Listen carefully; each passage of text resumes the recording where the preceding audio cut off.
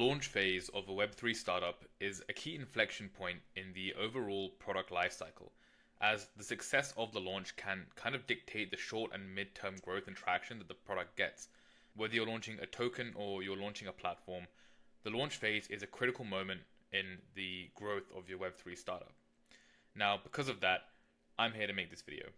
Here are 11 things that are crucial to nail before you launch your Web3 startup. Now, if you're wondering why you should listen to me, I'm Ramsey. I run a Web3 marketing and content agency called Jello, and we've done work for the likes of Supra, Solana, ICP, and many more across, token launches, product launches, and even helping scale brands as well. So, without further ado, let's get straight into the video. Now, the first three things you need to look at, even before you look at the launch campaign itself, is you need to look at the fundamentals. So what are these fundamentals? Well, we break them down into three key things. The first being defining your target audience. Now, it is not enough nowadays to just say your target audience are developers, right? Or they're retail investors, or they're institutions. We really need to niche down, right? Broad categories like developers or investors are not going to cut it. We're never going to create messaging or narratives that resonate or cut deeply enough to cover a very broad segment like that. We need to identify specific groups within these segments who have the most critical need for our product, right? This is the first step. So once you kind of find that niche group, we have to then go ahead and understand their pains. So analyze their challenges, understand what problems they have and how our product will directly solve them. You have to understand their behavior. So where do they congregate? Where do they spend their most of their time online? How do they make purchase decisions? How do they engage with community? Are they part of communities? All these things are really important. Understanding their pains, their behaviors, their motivations. What drives this audience? Do they care about innovation, efficiency, cost, savings, or other factors? And we can use these insights to refine our approach to messaging and our approach to putting the product out there and launching the product. Now, these are the four key things to do with the actual audience themselves, right? This is like on a personal level, right? Who are they?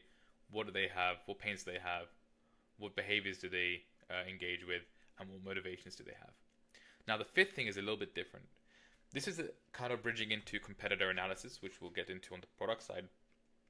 But we should probably be looking at how similar products in the market or people targeting the same audience segments are speaking to these segments themselves, right? Can we find inefficiencies in their way of wording? Can we take inspiration from them, right? Has there been a company that has had significant success in speaking to that target audience that maybe we can draw inspiration from and utilize in our messaging as well? So these are all really important things. And again, the first step is always to really define that target audience. Without defining that target audience, as I say it in most videos when we talk about this, you're like throwing darts at a dartboard blindfolded, right? You're shooting in the dark. You don't know if your messaging is going to stick. The more we can niche down our target audience, the more we can sharpen our messaging, the more we can niche down our messaging, and the more likely it's going to resonate. So once you define your target audience, you can now move on to product mapping. So when we look at product mapping, we kind of look at it in two different ways. One is understanding the product in its entirety and aligning it with the product with the audience's problems. And it's also understanding our weaknesses as a product versus our competitors. So we can look at it like, again, mapping out all the capabilities, all the features, and all the benefits of the product, right? And then mapping it to how these features and capabilities solve a problem for our audience, because that's going to be how we connect our product to the emotional stress that our audience is facing. If they have a problem that is driving some sort of negative emotion, we need to show that our product is a solution for that. Now, at the same time, when we are going to launch a product, we have to understand where we stand in the market. Not every product is perfect. Every product has holes. Every product doesn't serve every customer segment. So we need to understand where our product may be worse than competitors. And I say worse loosely, right? This might just be a case of where our product is suboptimal compared to competitors. For example, you could be developing a developer toolkit, which is, for developers, but it could be in Rust. And if it's in Rust, then it's no good for EVM builders. So when we're looking at competitors, you could be comparing two companies, who are creating developer toolkits, but your weakness might be that you don't cover the same languages or stuff like that as them. So know where we stand in the market, know our position in terms of from a product perspective, and kind of know where we sit within our competitors. Right? We don't have to compete in the same categories as them. It's actually better if we can have our own category that we can compete with, and a segment that we can overservice at the beginning. And finally, competitor analysis on a more product level. So looking at a competitor's products, identifying gaps in their offering, kind of similar to this, but on the reverse. Looking at the market trends that are relevant. So, for example, what market narratives are in place, and then finding our competitive edge on a product-to-product basis. So if we are a DEX and we're competing with 5 other DEXs on a certain chain, or there's a certain style of DEX, maybe we're a VE33 DEX, how are we comparing to other players in the market? What's our competitive edge over them? Is it our referral scheme that we have? Is it we've developed some automated liquidity management strategies that others haven't? So it's really a case of finding our competitive edge and understanding how we fare up against our competitors. Now, this is really important because it brings us on to point 3, brand positioning and narrative. So based on the understanding of the audience and the product, we now need to define our brand's position and the position for our product. So how do we want the audience to perceive our product, right? We need to frame this in their eyes. And I think before we just move on to that, positioning should be more of a factual statement, right? This is not a case of putting a tagline here. This is very concretely saying what we are and pushing our difference out there. So, you can have a 1-2 sentence primer brand positioning statement that says, hey, we are XYZ solving this problem for XYZ. For ABC with CDE, feature or capability or some unique proposition, right? It's a very clear-cut thing that should be a matter of fact versus something like we're trying to build emotions with. Brand positioning is more of a logical thing versus a narrative, which is what I'm trying to get at. But framing the product is important, right? How does your product fit into the broader Web3 landscape? What makes it unique or necessary right now? Right? Again, I think I like the analogy of using glasses, right? We can basically build the frames and the lenses that the market looks at our product through. So that's what we should be doing here. What perception do we want to build, right? What companies do we want to be associated with? Who do we want to be compared to, right? How do we want our product to be thought about? These are things that we need to think about here. And then we can get on to the more emotional side, which is the narrative. So developing a clear, compelling story around the product. This will be the foundation for messaging across channels and kind of how we speak to the audience. So why does it exist? What problem does it solve? And what future does it help create? We have a framework for storytelling that I will link in the description. Maybe the editor can be kind enough and put it up there, but we'll see if he's on job today. But it'll definitely be in the description, alongside an audience segmentation sheet and a product mapping sheet about how you can improve your storytelling with this framework that we use for our clients. Cool. So these are the foundational items, right? Audience segmentation, product mapping, brand positioning, and narrative, right? Who are we speaking to? What are we speaking with them about? How do we want to talk to them about the product? And then how are we going to position the product amongst a sea of other products? And how are we going to drive emotions? Now, once you have those things out of the way, you can get on to the last 8 things. These are all fundamental items that you should have been prepping and making sure that you have ready before you go to launch. Now, the first thing is pretty clear, right? Defining the launch objectives. What do we want out of this? What is the immediate effect that we want, and what is the long-term effect that we're looking for, right? Is the primary objective to get signups? Is it raising brand awareness? Is it growing a community?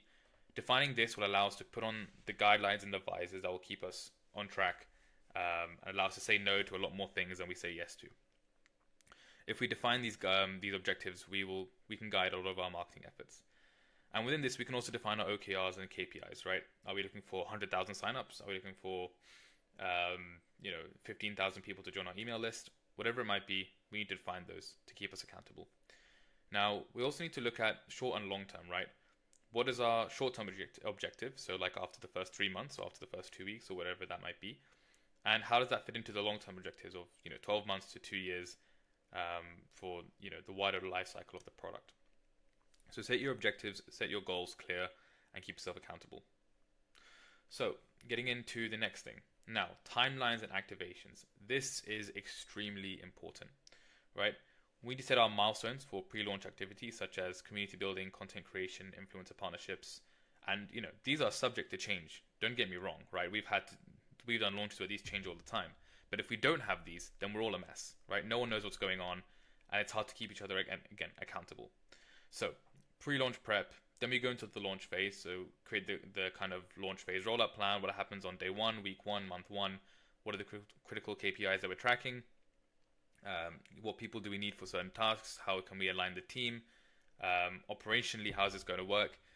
All of these things are really important. So we should kind of be mapping these out to get people prepared. Launches can be very, very hectic. And if you're at least, set expectations, then they're much easier to deal with. Then you can plan your key activations. So when will be your NFT drop, for example, or when will the product be live, or your influencer partnerships and your influencer strategy, or are you going to be putting news out on publications? Are you going to be doing a podcast? Are you going to be going to an event and having a booth? All these things are really important to have mapped out on a timeline. So again, for example, if you do have some podcast that you're on and you have it in the timeline, you can then allocate influencers to go and kind of boost that and drive awareness that way. If you don't have that, then it becomes a scramble when it happens. So we need to identify the timelines of the launch and what the key activations are, so we can kind of work around them and multi-thread them and make the launch cohesive, right?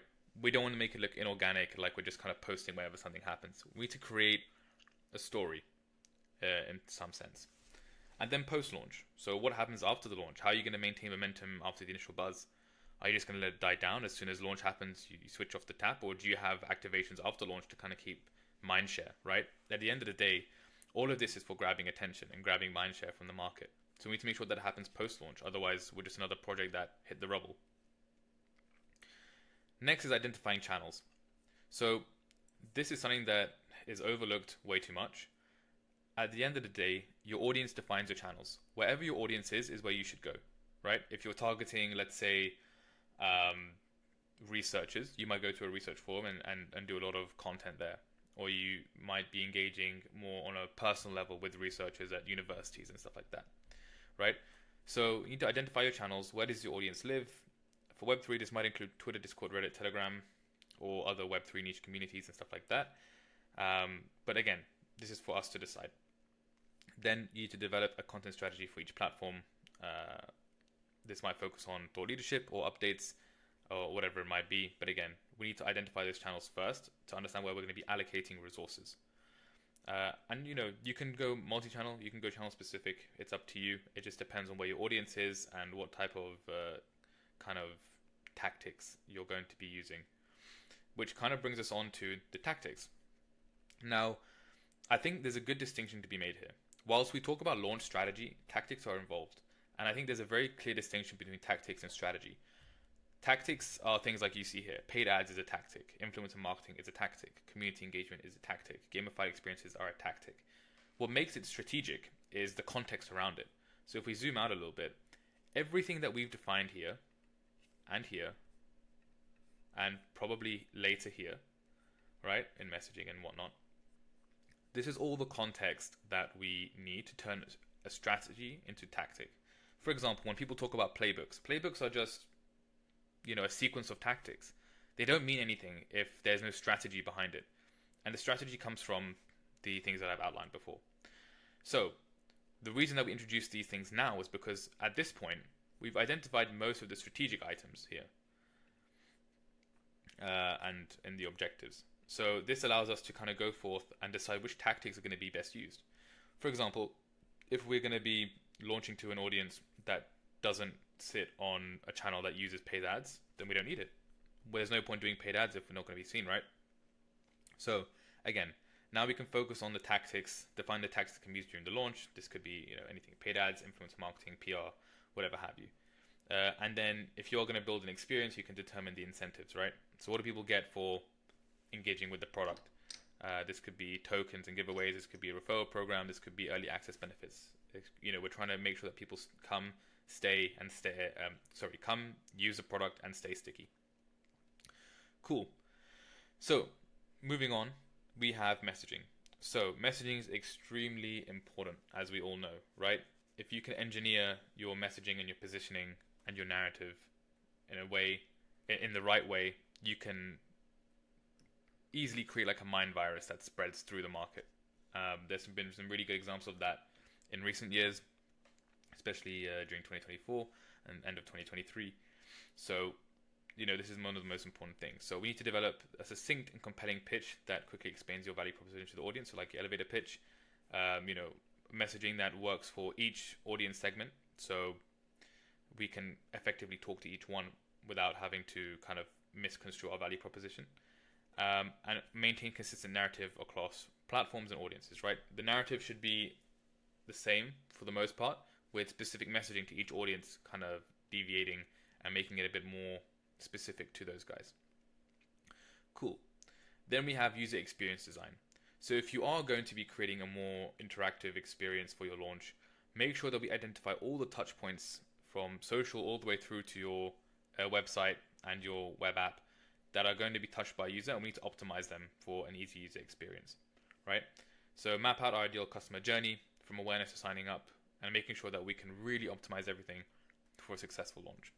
Now again, in practice, this can be a lot more complicated, but it's always something to keep in mind, right? The more that we can reduce friction, the easier it will be for people to flow through. We don't want to make it a hard experience for them. Then we can move on to content strategy. So content is one of the biggest distribution channels or best performing distribution mechanisms for any startup and any business nowadays, especially in this digital age. So we need to understand three things. One is the form of the content, then the content pillars, and then our content calendar. So content form, I guess, can be perceived in different ways. In here, we're kind of looking at the mix of content that we need to be creating for our launch. So this can be a mix of educational content, entertaining content, engaging content, informational content, etc. But across different mediums as well. So blogs, videos, infographics that are shareable, live discussions, sizzle reels, whatever have you. It's important to understand what we need so we can plan it out accordingly and set the right resources, and allocate the right resources to whichever forms those are.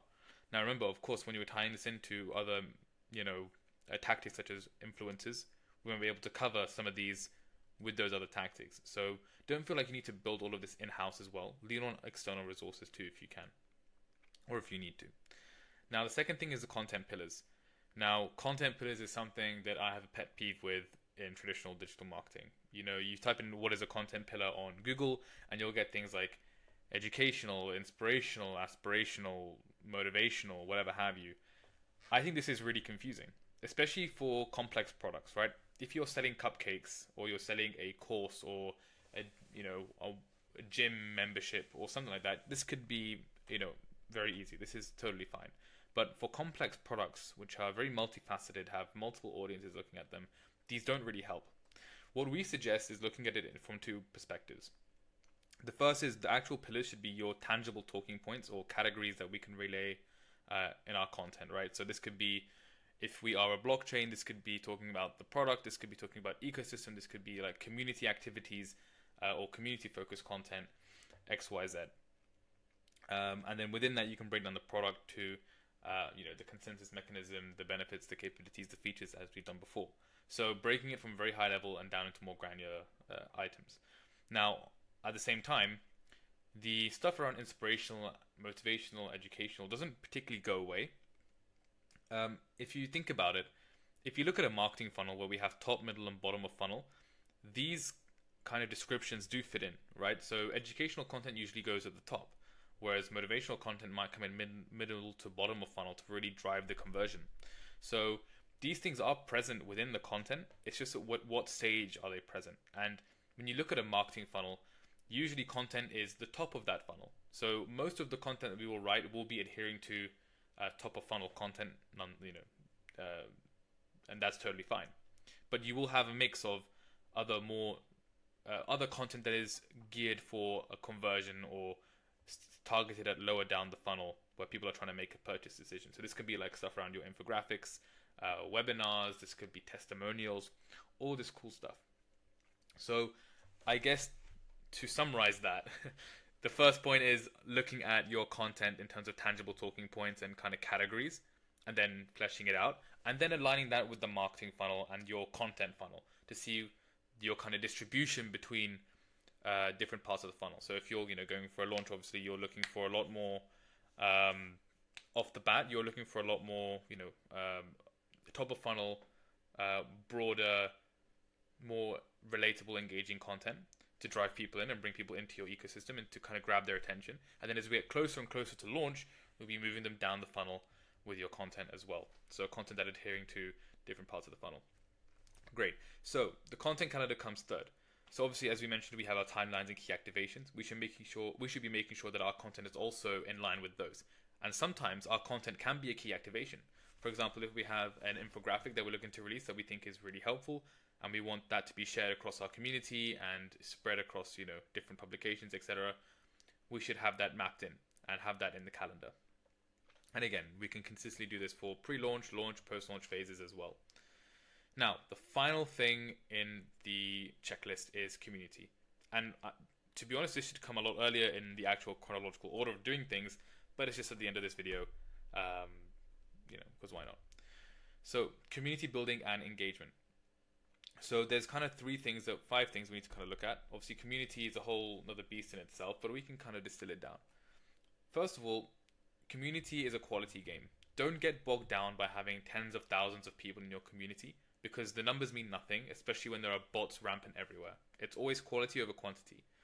And to really get that quality of person and really get organic engagement within the community, within the right people, we need to first identify who that ideal community persona is. Who is that person that you want in? Who do we want to be part of our community?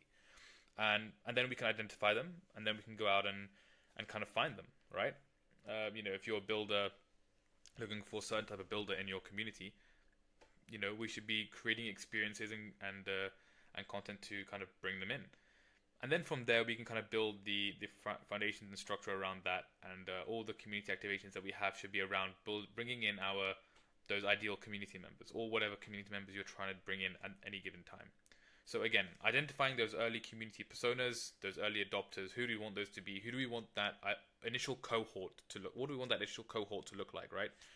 And then we get into the engagement strategy. So how do we plan to engage with the community? I mean, you could do the AMAs, giveaways, beta testing opportunities. This is kind of novel, but in real life events, you can give support for them in hackathons. You can give them things that they really care about. But obviously the engagement strategy and how we engage with the audience and how we correspond with the audience and the community should be based on, again, the behaviors and the all the items that we did in our audience segmentation, right? Because ideally the audience that we're marketing to are people who we want to have in our community. So tailoring our engagement strategy to those guys is extremely important. Now, obviously, we want to make sure that we're on the right track for building a product that people like. So we need to constantly engage in feedback with the community. Don't be afraid to be a bit vulnerable. If your community has been curated properly, you should have people who understand the challenges of building what you're building, and they shouldn't judge you for wanting feedback on the product. Don't think you have to go to market with a completely polished thing, right? So, get your community involved in product feedback, get those feedback loops in, get the rapid iterations in, and build a product with them.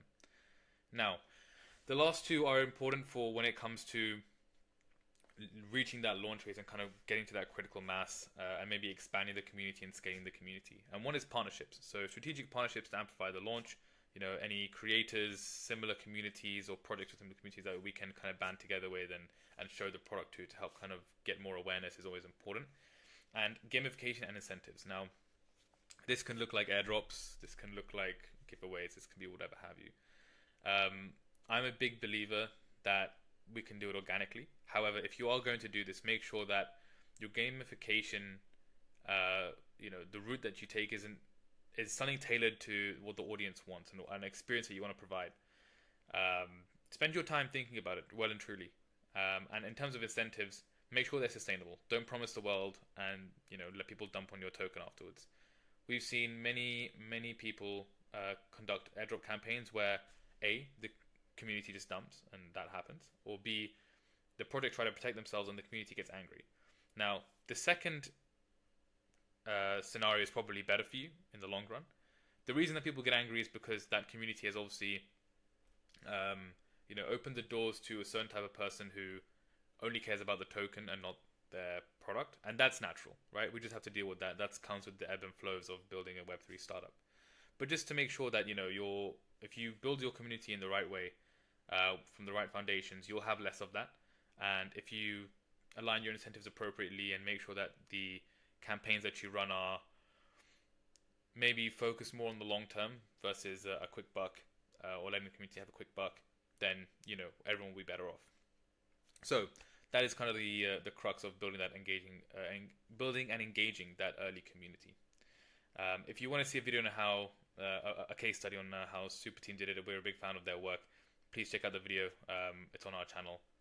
Maybe we can put it in the description somewhere. But that's a really good framework for identifying early community and having them engaged in a real life setting and digitally as well.